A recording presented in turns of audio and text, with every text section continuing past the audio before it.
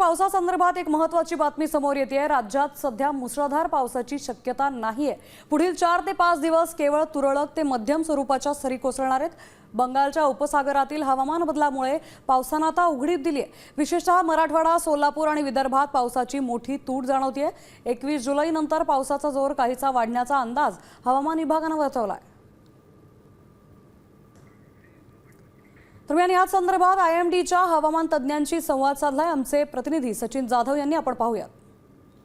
गेल्या आठवडाभरापासून राज्यातून पाऊस गायब आहे। नेमका आता पावसाची परिस्थिती काय आहे हे आपण जाणून घेणार आहोत। माझ्यासोबत IMDचे डॉक्टर HD सानप सर आहेत। पुढचे 5 दिवस जर बघितलं तर कुठेही मुसळधार पावसाची वॉर्निंग नाही आहे।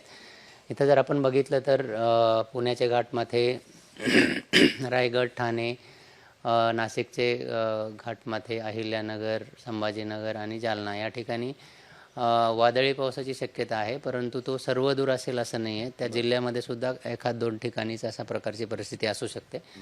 त्यामुळे तो येलो अलर्ट दिलेला आहे। त्यानंतर साताराची घाटमध्ये, सोलापूर आणि धाराशिव या ठिकाणी उद्यासाठी येलो अलर्ट आहे, परंतु तो मुसळधार पावसासाठी नाही आहे। आणि सिमिलर कंडिशन्स पुढले 4 ते 5 दिवस राहण्याची शक्यता आहे। म्हणजेच वादळी पाऊस काही ठिकाणी होऊ शकतो, परंतु तो सर्व दूर असेल असं नाही आहे।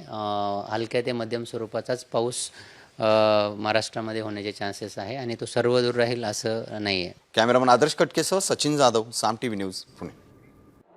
मी साम टीव्हीच पाहते, तिथल्या बातम्या मला रिलेट करतात।